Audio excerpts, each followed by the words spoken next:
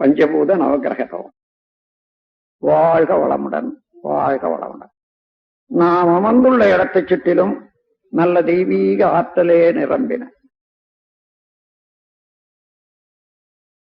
நாம் அமர்ந்துள்ள இடத்தைச் சுற்றிலும் நல்ல தெய்வீக ஆற்றலே நிரம்பின.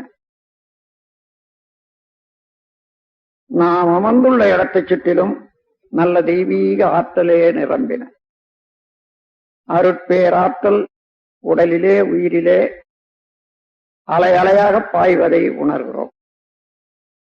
அருட்பேராற்றல் உடலிலே உயிரிலே அலை அலையாக பாய்வதை உணர்கிறோம். அன்னைக்கு வணக்கம், தந்தைக்கு வணக்கம், ஆசானுக்கு வணக்கம்.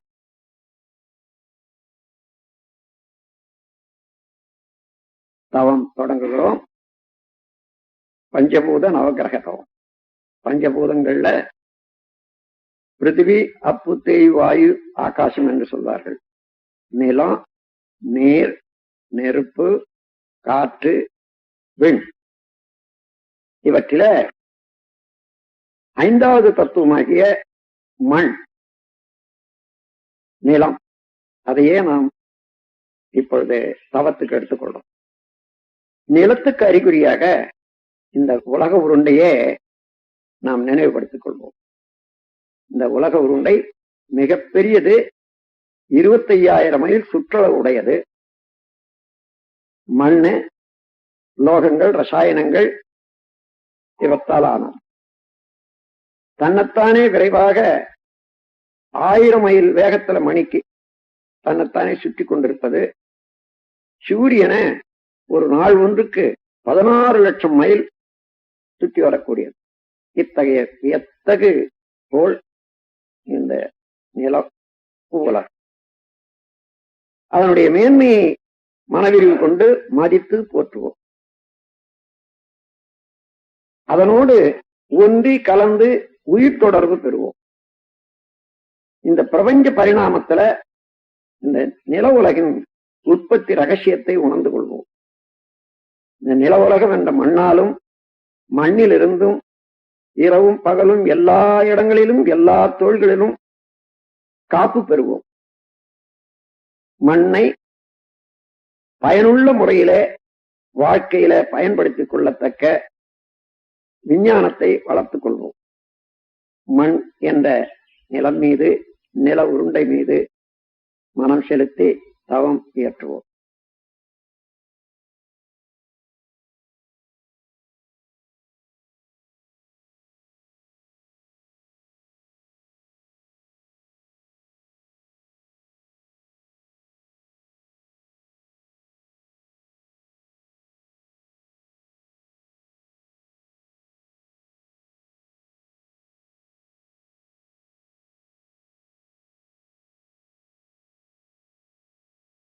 பிரபஞ்ச பரிணாமத்துல 4வது தத்துவமாகிய நீரின் மேல் தவம் தொடங்குகிறோம்.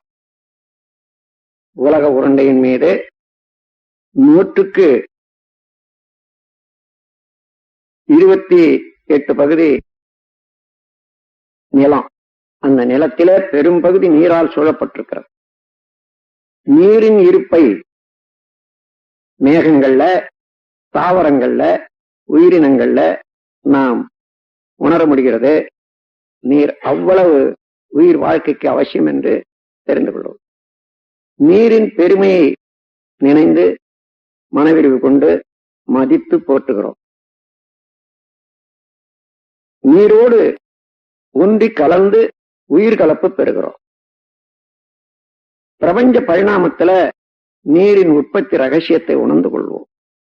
நீராலும் நீரிலிருந்தும் இரவும் பகலும் எல்லா தொழில்களிலும் எல்லா இடங்களிலும் காப்பு பெறுவோம். நீரை பயனுள்ள முறையிலே உபயோகித்துக் கொள்ளக்கூடிய விஞ்ஞானத்தை வளர்த்துக் கொள்வோம். நீரின் மேல் மனம் செலுத்தி தவம் இயற்றுவோம்.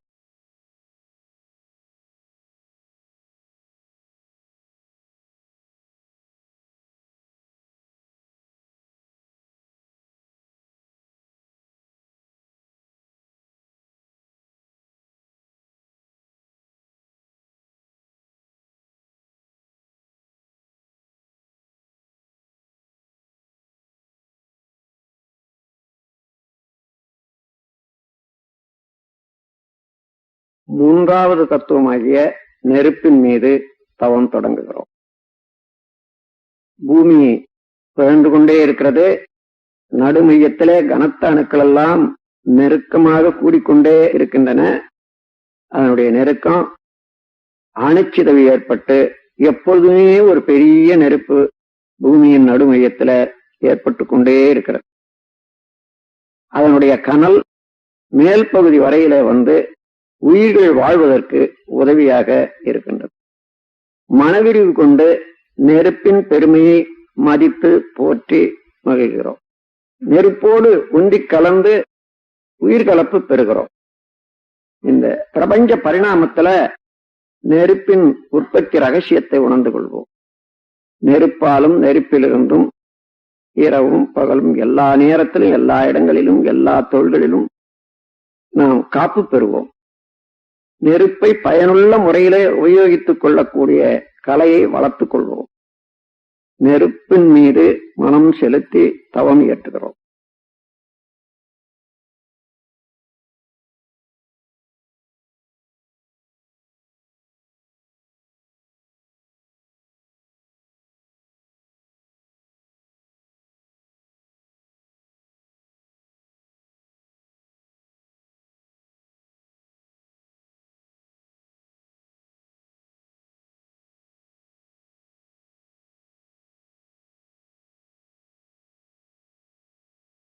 இரண்டாவது தத்துவமாகிய காற்றின் மீது தவம் தொடங்குகிறோம்.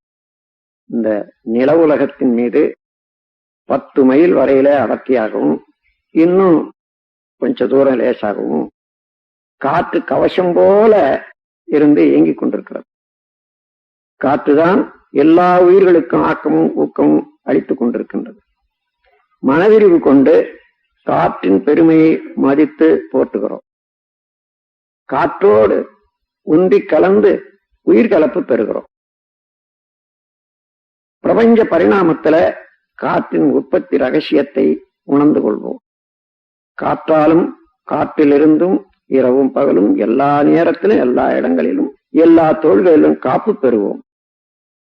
காற்றை பயனுள்ள முறையிலே உபயோகித்துக் கொள்ளக்கூடிய விஞ்ஞானத்தை வளர்த்துக் கொள்வோம். காற்றின் மீது மனம் செலுத்தி தவம் இயற்றுகிறோம்.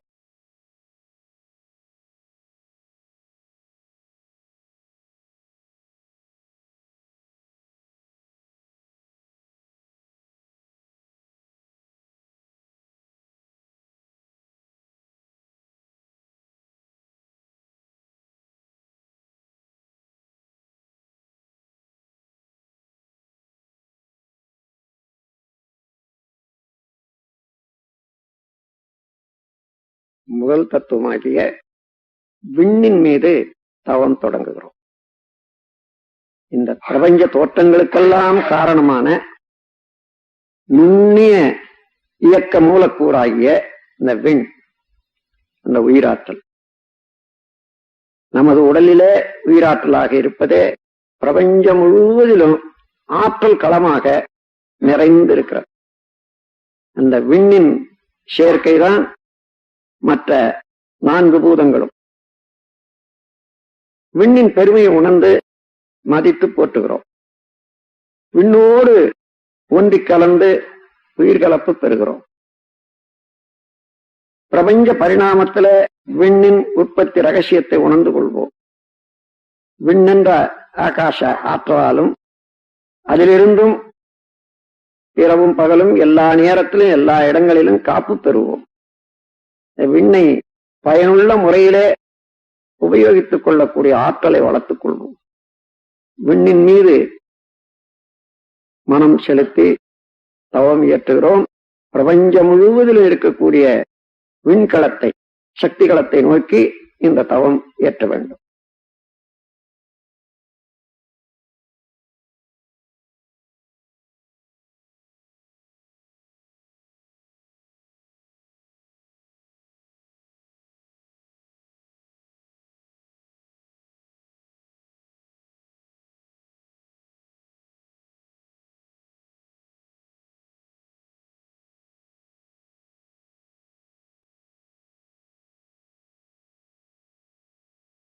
இந்த விண் நிறைந்த சக்திகளமாகிய அந்த ஆகாசத்துல, மகா ஆகாசத்துல பல கோடி நட்சத்திரங்களை பார்க்கிறோம். ஒவ்வொரு நட்சத்திரமும் ஒரு சூரியனே. அவற்றிலே ஒரு சூரியன் தான் இப்பொழுது நம் உலகம் சுற்றி கொண்டிருக்கக்கூடிய சூரியன். அதை சேர்ந்த கிரகங்கள் எல்லாம் சூரிய குடும்பம் என்று சொல்லுகிறோம். சூரிய குடும்பத்தை சேர்ந்த எல்லா கோள்களும் நமது உடலுக்கும் மனதுக்கும் நேரடியாக நெருங்கிய தொடர்புடையவை. இப்பொழுது இந்த 9 கோள்கள் மீது மனம் செலுத்தி தவம் இயற்றுகிறோம். முதல்ல சூரியனை நமது தவத்துக்காக நினைத்துக் கொள்கிறோம். சூரியன் ஒரு பெரிய நெருப்பு கோளம். அது பூமியை விட 19 லட்சம் மடங்கு பெரிது என்று கணக்கெடுத்திருக்கின்றார்கள். ஆரஞ்சு நிறமான கதிர்களை வீசிக்கொண்டு 25 நாட்களுக்கு ஒரு சுற்றும் தன்னைத்தானே முடித்துக் கொண்டு இயங்குவது சூரியன். சூரியனுடைய காந்தாலை கதிர்கள் வாழ்க்கையிலே வெற்றி, அறிவு மேன்மை, கல்வி மேன்மை, வாழ்க்கை வளங்கள் அனைத்தும் அளிக்க வல்லது. சூரியனுடைய காந்தாலை கதிர்களை நாம் ஏற்று நம்மோடு ஒன்றுபடுத்திக் கொள்ளுகிறோம். எப்பொழுதுமே சூரியனுடைய காந்தாலை கதிர்கள் நமக்கு நன்மையே செய்து கொண்டிருக்குமாக சூரியன் மீது மனம் செலுத்தி தவம் இயற்றுகிறோம்.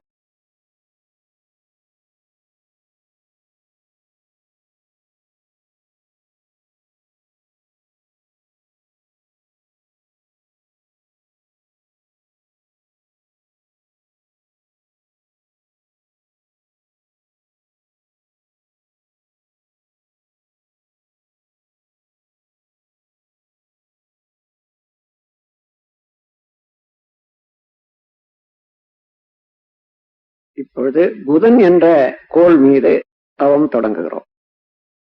சூரியனுக்கு அப்பால் 3 கோடி மைல் தொலைவில் இருந்து கொண்டு சூரியனை வலம் வந்து கொண்டிருப்பது புதன்.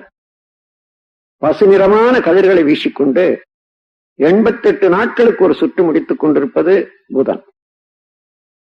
புதனுடைய காந்தாலை கதிர்கள் அறிவு மேன்மை, வாழ்க்கை வளங்கள் அனைத்தும் அளிக்க வல்லது. புதனுடைய காந்தாலை கதிர்களை நாம் ஏற்று நம்மோடு ஒன்றுபடுத்திக் கொள்ளுகிறோம். எப்பொழுதுமே புதனுடைய காந்தாலை கதிர்கள் நமக்கு நன்மையே செய்து கொண்டிருக்குமாக புதன் என்ற கோள் மீது மனம் செலுத்தி தவம் இயற்றுகிறோம்.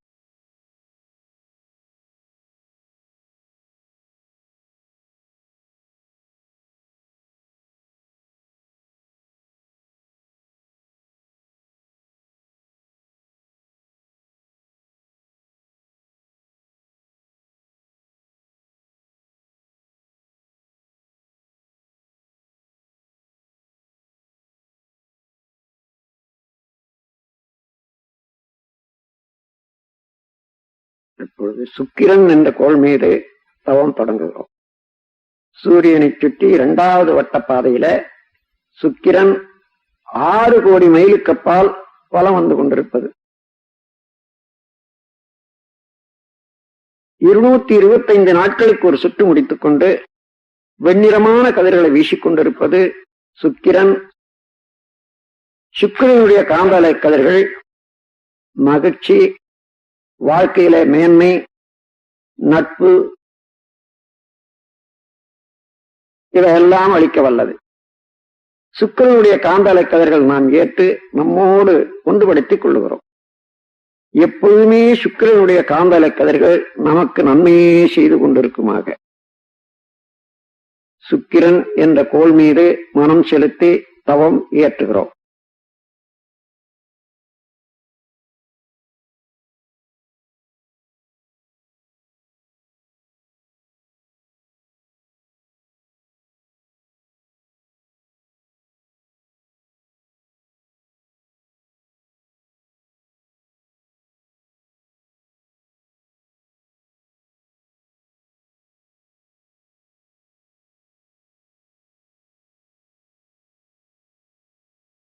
பொழுது சந்திரன் என்ற கோள் மீது தவம் தொடங்குகிறோம்.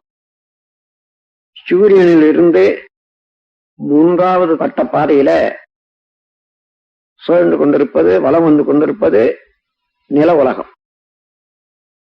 9 கோடி மைலுக்கு அப்பால் அந்த நில உலகத்தை வலம் வந்து கொண்டிருப்பது சந்திரன் 2,30,030 மைலுக்கு அப்பால். 29 நாட்களுக்கு ஒரு சுற்று முடித்துக் கொண்டு வெண்ணிறமான கதிர்களை வீசிக்கொண்டிருப்பது சந்திரன். சந்திரனுடைய காந்தாலை கதிர்கள் நமது இரத்த ஓட்டத்திலே சீர்மை அமைப்பது, அறிவிலே மேன்மை தருவது, வாழ்க்கையில் வளம் தருவது. நாம் எப்பொழுதுமே சந்திரனுடைய காந்தலை கதிர்கள் நமக்கு இந்த நன்மைகளை எல்லாம் செய்து கொண்டே இருக்குமாக சந்திரன் மீது மனம் செலுத்தி தவம் இயற்றுகிறோம்.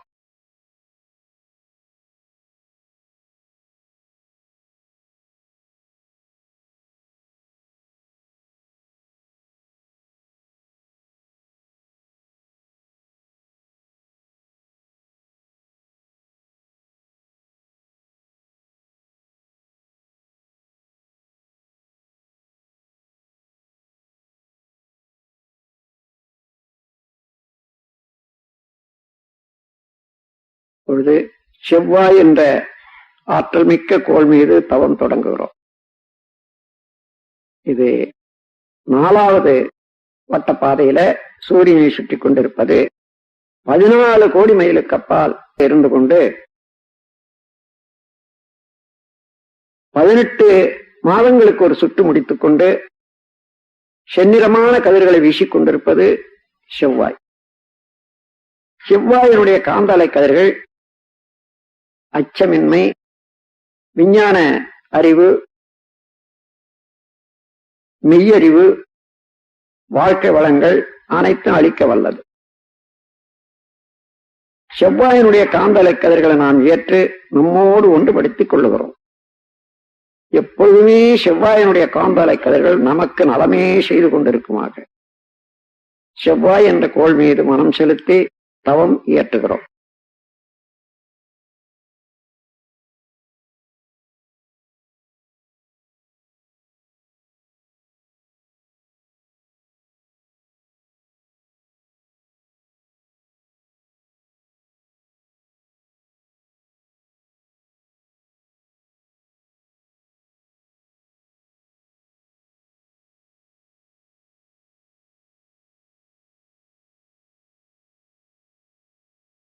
அப்பொழுது குரு என்ற ஆற்றல் மிக்க பெருங்கோள் மீது தவம் தொடங்குகிறோம். சூரியனில் இருந்து 48 கோடி மைலுக்கு அப்பால் வலம் வந்து கொண்டிருப்பது குரு. பொன்னிறமான கதிர்களை வீசிக்கொண்டு 12 ஆண்டுகளுக்கு ஒரு சுற்று முடித்துக் கொண்டிருப்பது குரு. குருவினுடைய காந்தலை கதிர்கள் மெய்யுணர்வு, வாழ்க்கை வளங்கள் அனைத்தும் அளிக்க வல்லது.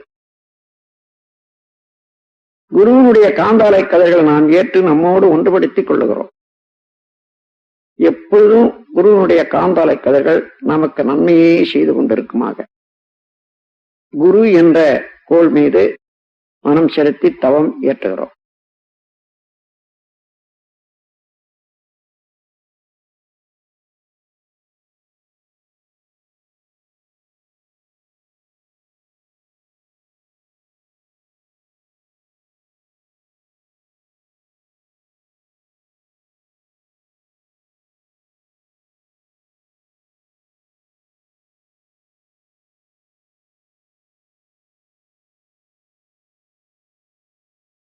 அப்பொழுது சனி என்ற ஆற்றல் மிக்க கோள் மீது தவம் தொடங்குகிறோம். சூரியனிலிருந்து 6வது வட்டப்பாதையில 88 கோடி மைலுக்கு அப்பால் பலம் வந்து கொண்டிருப்பது சனி. சனியினுடைய காந்தாலை கதிர்கள் சாம்பல் நிறமானவர். 30 ஆண்டுகளுக்கு ஒரு சுற்று முடித்துக் கொண்டு சாம்பல் நிறமான கதிர்களை வீசிக்கொண்டிருப்பது சனி.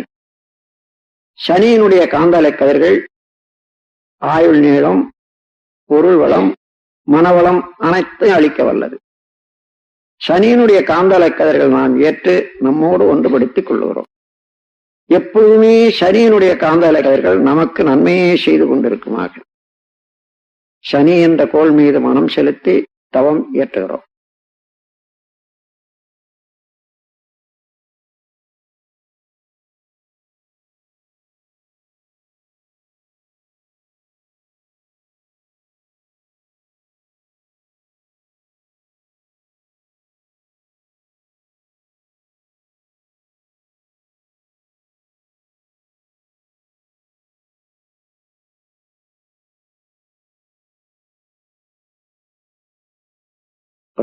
ராகு கேது என்னும் ஆற்றல்மிக்க காந்தாலை பாதைகள் மீது தவம் தொடங்குகிறோம்.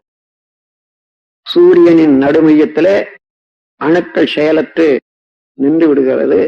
அது சுத்த வெளியாகி பிரம்மமாக மாறிக்கொண்டிருக்கும் நிலை, அதுவே கரும்புள்ளி எனப்படுகிறது. அது மேலும் மிக மிக அங்கே நிற்க முடியாமல் பிரபஞ்சம் முழுவதும் ஒரு போன்று ஆரம்பித்து பிரபஞ்சமெல்லாம் கடந்து சுத்த வெளியோட கலந்து கொண்டிருக்கிறார். சூரியனின் இருபுறமும் இவ்வாறு எப்பொழுதும் இயங்கிக் கொண்டே இருக்கக்கூடிய பிளாக் ஹோல், கருநிறமான காந்தாலை பாதைகள், ஒரு புறம் கேது என்றும் ஒரு புறம் ராகு என்று சொல்லுகிறோம். ராகு கேது இரண்டுமே கருநிறமான அலைகளை வீசிக்கொண்டு இருப்பவை.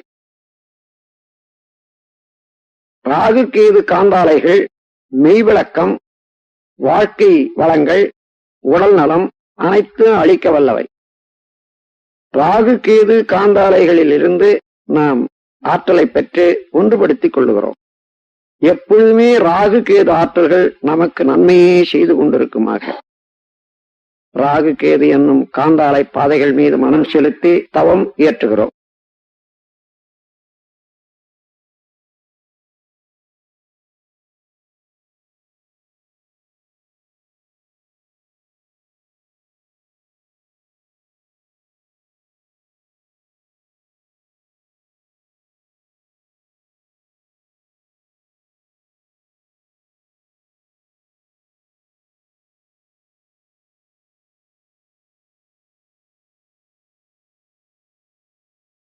இந்த பேரியக்க மண்டலத்திலே இந்த சூரிய குடும்பத்தை போன்று கோடான கோடி சூரிய குடும்பங்களை பார்க்கிறோம்.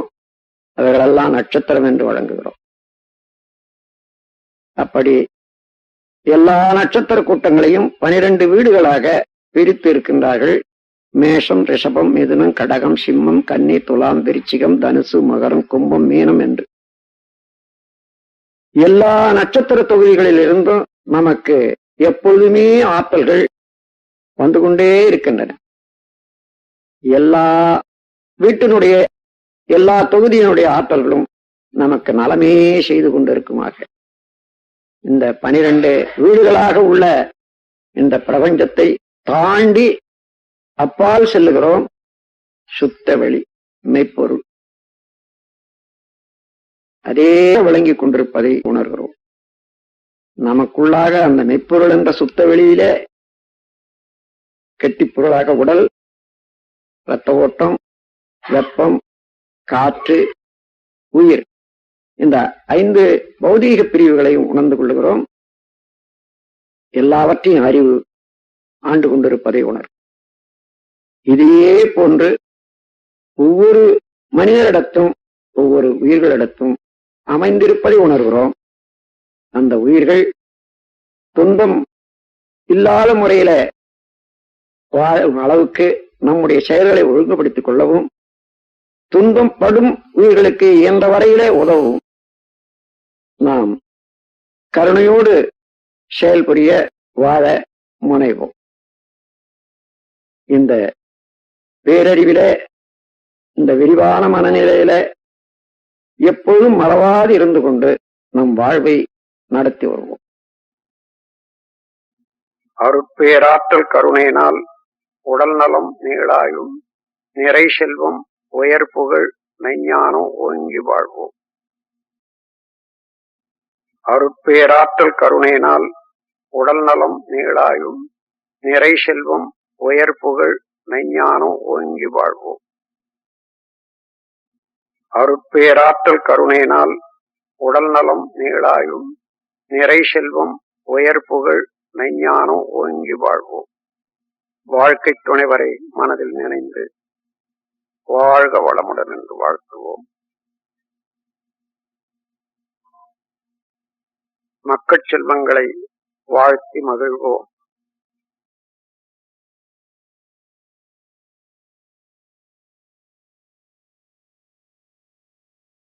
உடன் பிறந்தோரை ஒருவராக வாழ்த்திக் கொள்வோம்.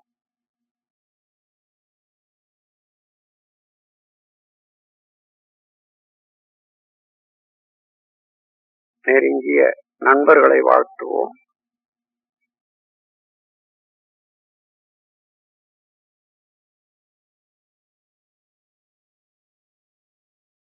தொழில்துறையிலே, கடமையிலே தொடர்புடையவர்களை எல்லாம் வாழ்த்துவோம்.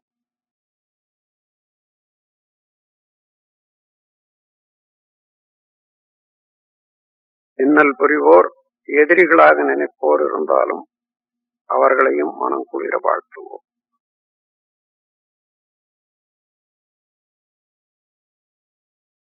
வாழ்க வையகம், வாழ்க வையகம், வாழ்க வளமுடன்.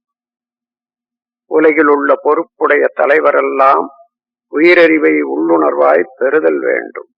உலகனைத்து நாடுகளின் எல்லை காக்க ஓருலக கூட்டாட்சி வலுவாய் வேண்டும். உலகில் போர், பகை, அச்சமின்றி மக்கள் உழைத்துண்டு வளங்காத்து வாழ வேண்டும். உலகெங்கும் மனித குலம் அமைதி என்னும் ஒரு வற்றாத நன்னிதி பெற்றிய வேண்டும். வாழ்க வையகம், வாழ்க வையகம், வாழ்க வளமுடன். ஏரி, குளங்கிணறு, ஆறு எல்லாம் நிரம்பி வழிய மாறி அளவாய் பொழிக, மக்கள் வளமாய் வாழ்க. ஏரி, குளங்கிணறு, ஆறு எல்லாம் நிரம்பி வழிய மாறி அளவாய் பொழிக, மக்கள் வளமாய் வாழ்க. ஏரி, குளங்கிணறு, ஆறு எல்லாம் நிரம்பி வழிய மாறி அளவாய் பொழிக, மக்கள் வளமாய் வாழ்க. வாழ்க வையகம், வாழ்க வையகம், வாழ்க வளமுடன். ஓம் சாந்தி சாந்தி சாந்தி.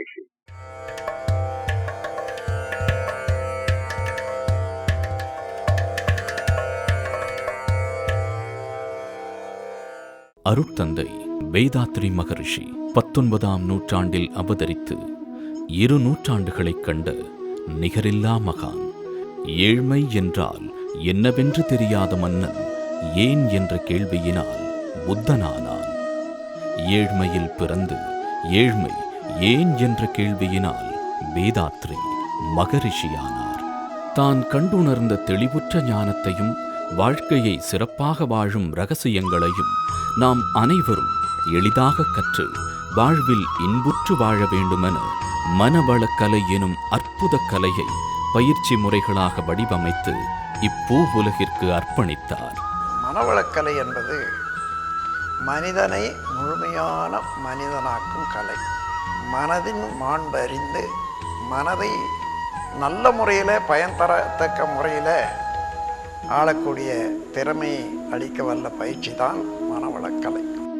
எத்தனையோ மனிதர்களின் வாழ்வில் ஆனந்த தீபத்தை ஏற்றி வைத்துள்ளது மனவளக்கலை.